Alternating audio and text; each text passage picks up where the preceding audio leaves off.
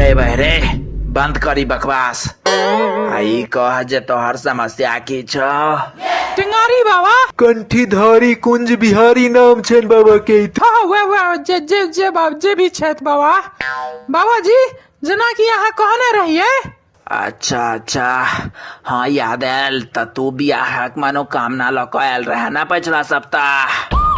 जी बाबा जी हम वह करिया छी। पिछला बेर अहाँ कहने रही हम अहाँ से वरदान मांगे आयल रही त अहाँ कहने रही कि अपना गामक लोक में से 11 गो आदमी के भिखारी बना दही तो तोहर बियाह भ जतो। महाराज हम 21 से बेसी आदमी के भिखारी बना चुकल छिए। कहब तो भरि गामक लोग के हम कटोरी लऽ कऽ ठाढ़ कऽ सकै छी। हमरा एते दिमाग भगवान देने छै। दुर्गा मंदिर के सामने हम ठाढ़ कऽ देबै सबके। भगवान ने एतेक लोग के भिखारी बना दिलिए तैयो जे छै से घाटक नहीं आयल एकोटा। धोर बोरी बानर कहाँ के की भेल?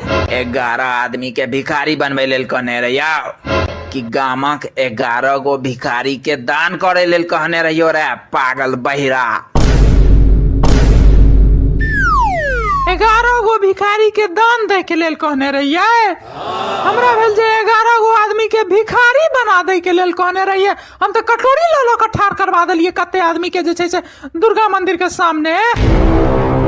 सुनाई कम दै छो की? कान के इलाज करो पहने तहन बियाह करिए, नहीं तो मारबो एक घर में चा कन बोझा सुन भ जतो सीधे। जेहो सुनाई दै छौ ने ओहो बंद भ जतो।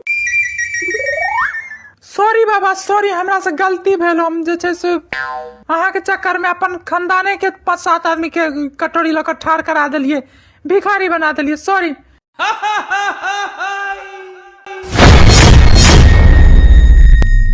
वॉइस प्रोडक्शन अहाँ सबके अपन परिवार अछि, ठीक छै? तऽ एहि परिवार में 1 लाख लोक के 1 लाख मैथिल के जुड़बाक छै, जैसे मैथिली कार्टून और रैप बहुत आगू बढ़ि सके।